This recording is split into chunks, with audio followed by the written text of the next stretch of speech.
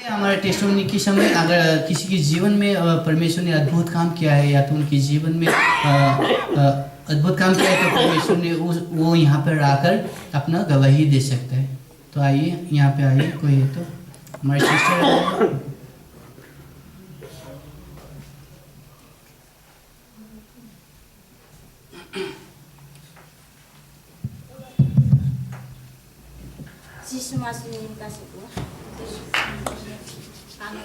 आंथ' बारा गोलाव होना जेनेबा मान गोनां पास्टर आरो गासैबो बिदा फंबाय बिब' बिनानावमोन गासैखौबो हामबाय होनो बिसोरनिफ्राय।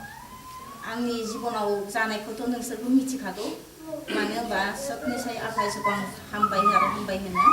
आफा इसोरानो आंनि गासै जानांगौ जाथायनिफ्राय बासायनानै लाबोबाय आरो नोंथांमोननि गेजेरावबो आङो नुजाफैनो हाबाय।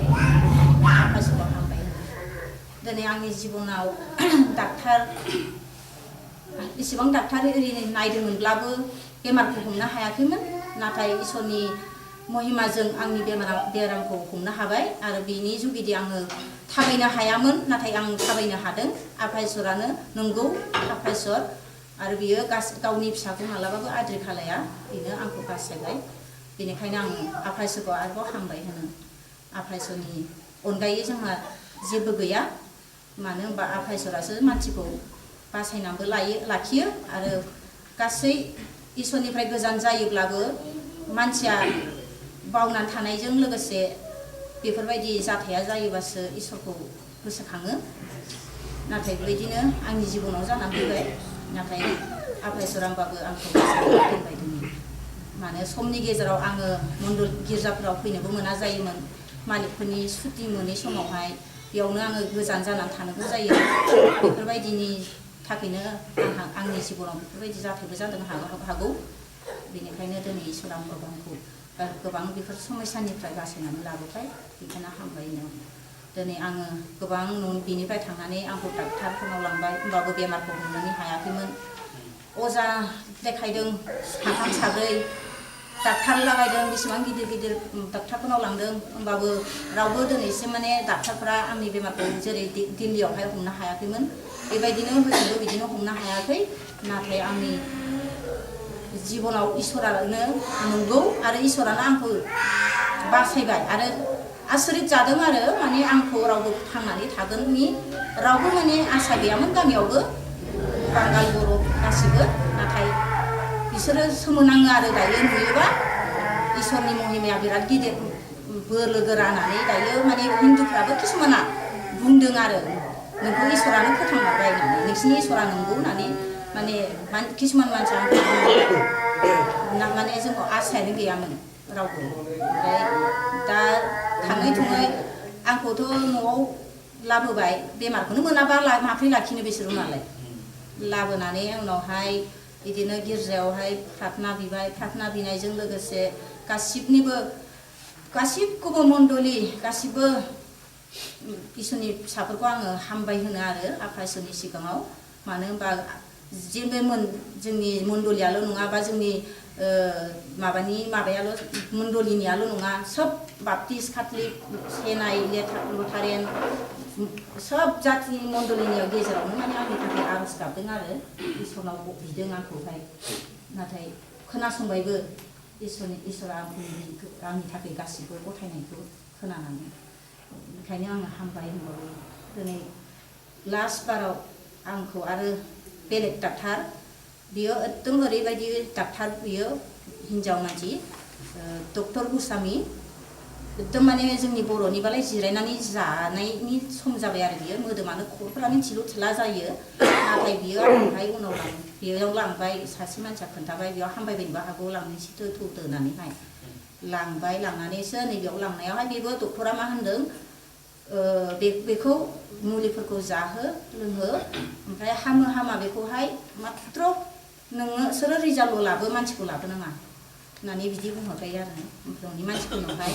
ओमफ्राय जेब्ला बिनि डाक्टारनि जेसेबां मास मोनसेनि मुलि हरनायमोन बेखौ जाबाय, जानोथ' हायामोन, खुगासिनो हायामोन, नाथाय माबाफोरखौबाबो केपसुलफोरखौबाबो ओरैनो सामसाव लखबनानै खेवनानै बिदि दौबाय दैफोरजों। ओमफ्राय बिनि मुलिखौ जानायजों लोगोसे इसोरनाव बिनायजों गासिबो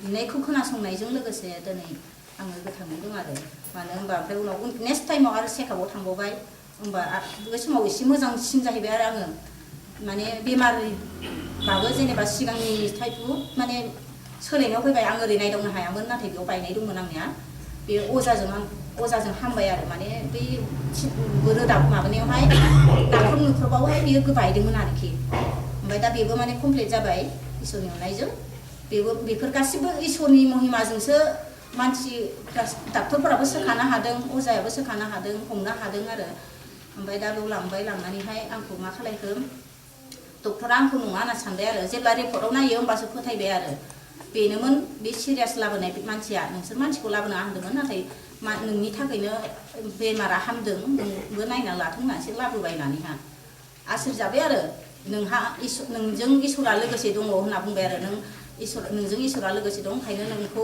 फोथांबाय आंथ' आसा खालायाखैमोन ओंखायनो आं नोंखौ लाबोनाङा होनदोंमोन होननानै बुंबाय आरो डक्टरा ओमफ्राय दा बिनि उनाव आरो नेक्स्ट बाराव थांबावबाय आरो बेयावहा साबसिन जाबाय ओमफ्राय दा बुङो आरो नोङो थांनानै थाबाय थैनांगौनिफ्राय नाथाय नोङो सिरि थानाङा आंनावबो सोरबा बेबायदि अबस्थायाव गोलैनानै थायोबा होनहर आंखौ खोन्था होननानै इदि होनबाय आरो डक्टरा ओमफ्राय नै दाखालि लास्ट बाराव आं थांबावदोंमोन ओमफ्राय होनदों गिनांगौ गैला नोंहा जेबो होनबाबो नोङो नोंनि हिसाब मथे जानाय लोंनायखौ थाल लानानै जा बेफोरबायदि होननायखाय आङो माने फैफिननाय जाबाय आरो दा आङो नोंथांमोननाव आं मा बुंनो बेसेबांनोसै बेखौनो आङो फोजोबबाय आरो आङो एसे साहा लोंनायनि थाखाय हालेलुया।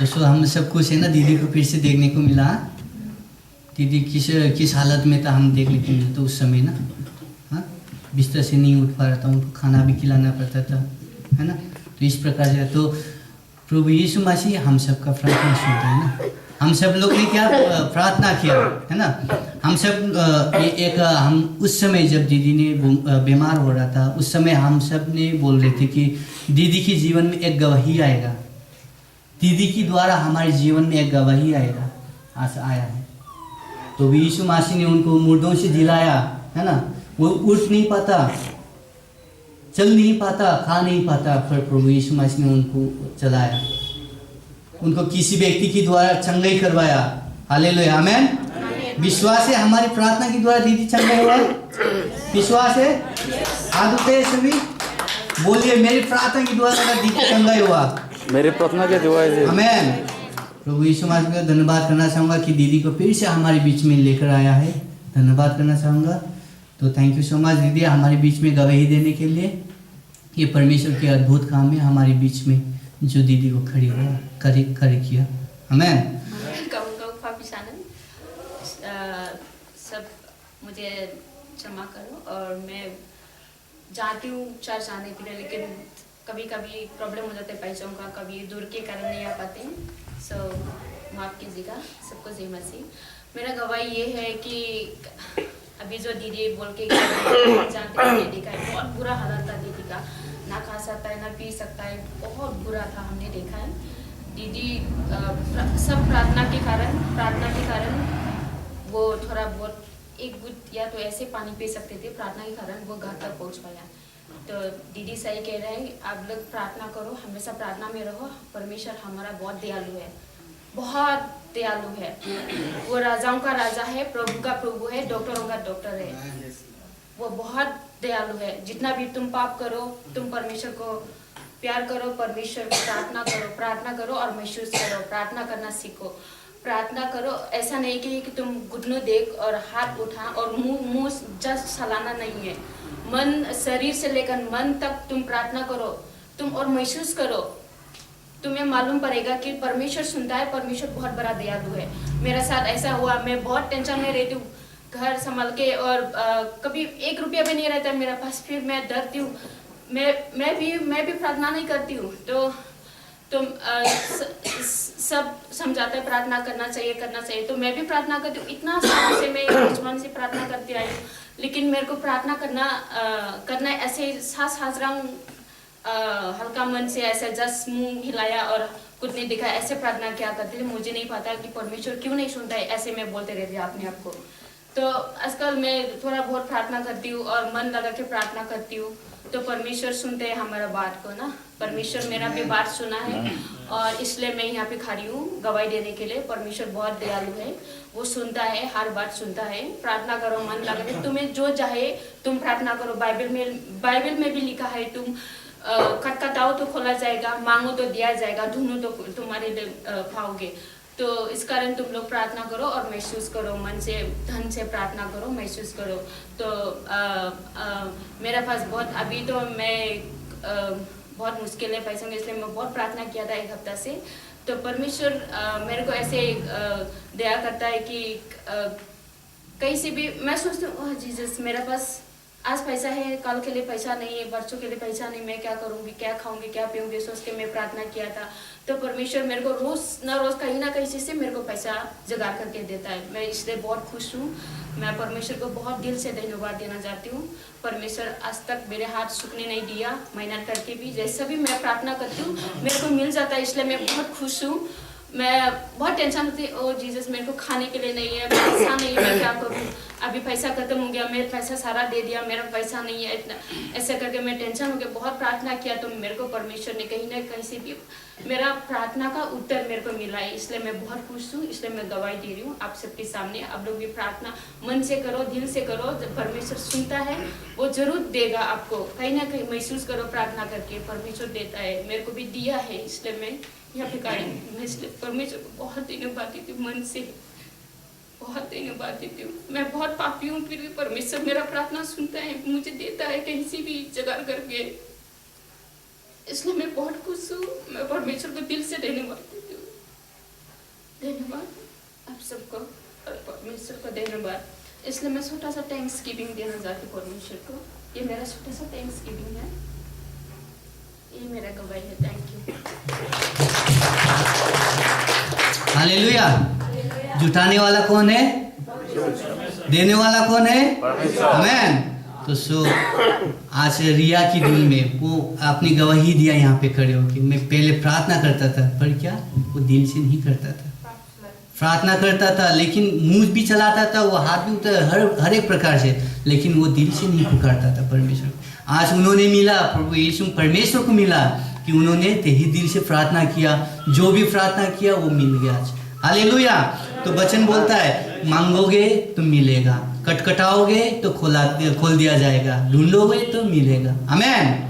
तो इसलिए हम भी तहे दिल से, हम जिस प्रकार से गवाही सुन रहे हैं उसी प्रकार से हमें उस चीज़ को फोकस करते हुए हमें चलना जरूरी है। हम अगर आज तक प्रभु यीशु मसीह हम तहे दिल से अगर नहीं मांगा, प्रभु यीशु मसीह के ऊपर हमारे जीवन को अगर नहीं सौंपा, तो आइए हम आज की इस गवाही को सुनते हुए हम प्रभु यीशु मसीह मांगेंगे, तहे दिल से प्रार्थना करेंगे।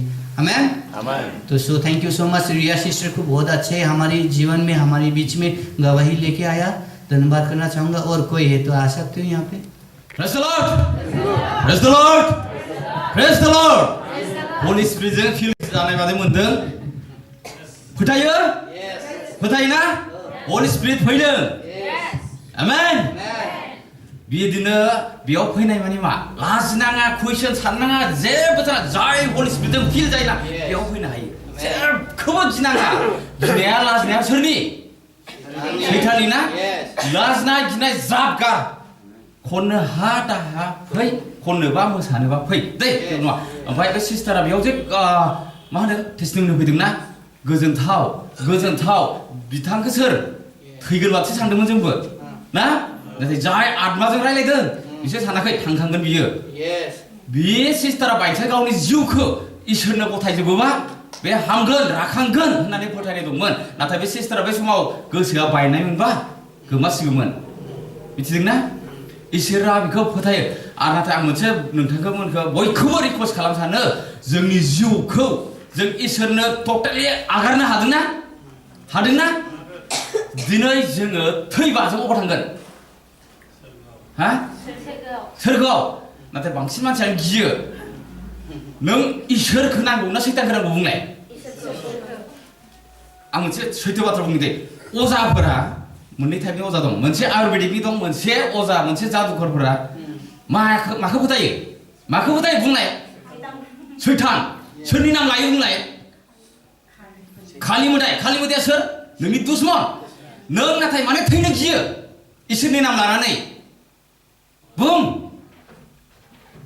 नोंसोर माने थैनो गियो दिनै नोंसोर ख्रिस्टान जोनोम लानानै थैयोब्ला सोरगो रायजो मोनगोन नाथाय नोंसोर अजानाव थांनानै जाय मन्त्र मोदायखौ गाबज्रि गाबज्रि नोंसोरखौ फाहामो नोंसोरो थैबा मोननाय नङा आंनि लाइफआव बे जादोंमोन नों दिनै नोंनि न'आव जग फबनानै दोनदों आं थाबायनो हायामोन 6 मास होमबा सोरबा ख्रिस्टान मानसिया थानो हागोन नामा अजानाव थांगोन अजानाव थां नोंबासो नों थांसिगोन नङाबा नों थैसिगोन होनदोंमोन आं गिदों बे समाव आयु दानो सेंग्रा हाबा जाया आरो गोबां सम थांनांगौ दं नाथाय आं दानो थैसिगोन नामा नाथाय बे समाव आं आत्माखौ आंनि जिउ देहा गासैखौबो होजोब्बाय जेनेबा बे इसोरनि प्लान खोमा आं थैनोसै जेबो नङा आं इसोरनि मुं लानानै थैथारनोसै इसोरा दंना गैया इसोरा दंबा आंखौ सोरगोआव लांगोन हा इसोरा दंबा बहुत मानसियानो बुङो इसोरखौ फोथायनानै थैयोब्ला जों सोरगोआव सौफैगोन बिनिखायनो आं होनदों आंनो नाङा अजा थजा जेबो नांला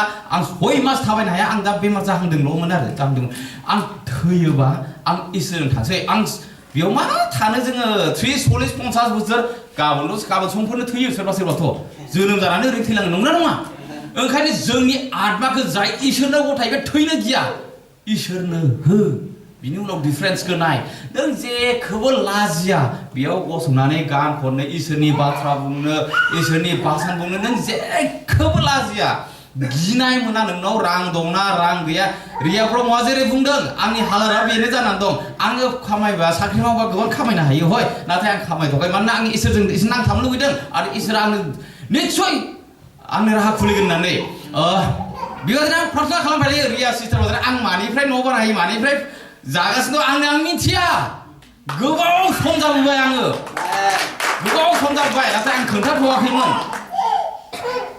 सोरखौबा केमा आङो दुखु खस्थ' होनो हागौ मिथिया नाथाय आं इसोरजों नांथाबनो लुबैदों आङो आरो सानसे जिथिया आङो राहा मोनगोन आङो गासैखौबो जाय नायदों आं बिसोरखौ बावनाय नङा आमेन इसोरा नायदों आं मोनसेल' रिक्वेस्ट खालामो इसोरनि मुं लानानै थैलां थैनायखौ गिनाङा जों बेयाव दान्दिसेनि समाव आलासि जाहैनाय बादिसो उन्दै समनिफ्राय जों आं दाखालि बुंदों उन्दै समनिफ्राय दासिम बेसेबां देरबोखौ मिथिलानो आरो गाबोन समफोरनो थैनो हागौ गाराङा गैथ'वा गान खननो थाखाय हाथ'वा बेनिखायनो आङो एसे टेस्टमनि बेबायदिनो नोंसोरखौ उच्चारण होबाय थानो एभरि सानडे हायोबा आं होबाय थागोन आरो बयबो बेबादिनो जाय मानसिया हलि स्पिरिटजों फिल खालाम आरो मोजां नांदों नै बेबादिनो लोंहोर फै नोंथांमोना फैनानै बे जोंनि बडेलि बर' ख्रिस्टियान फेल'शिपखौ फोथांनि नंगौना नङा एसेबां मोजां गावनि राव गावनि सिनायथि गावनि भाषा आरो हायोबा मालाबा दख'ना गाननानै फै भिडिअ गाखोबा मोजां नुगोन नंगौना नङा बेलेग मानसिफोरखौबो आं इनभाइट खालामदों मालाबा सोरबा गोदानबा बे जायगायाव फै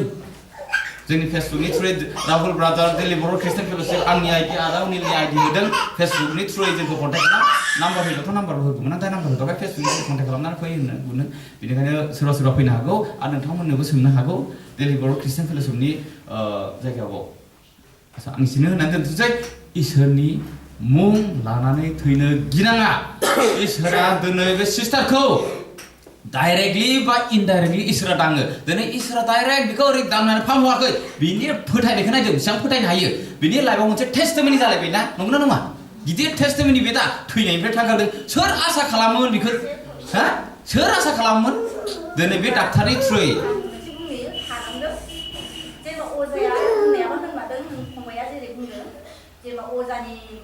अजाया किसुमान खोथाखौहाय ओरैनो माने गिहोनायनि लामायाव लाङो आरो होननायालाय बुंदों जेनेबा नोंखौहाय मानसि खालायदों नोंखौहाय फबदों बा मुलि जाहोदों बिदि होनना होनदोंमोन थाबिस गाननांगोन होननानैहाय नाथाय आङो थाबिसखौ गाना इसोर दङ इसोरानो आंखौ खांदों आमेन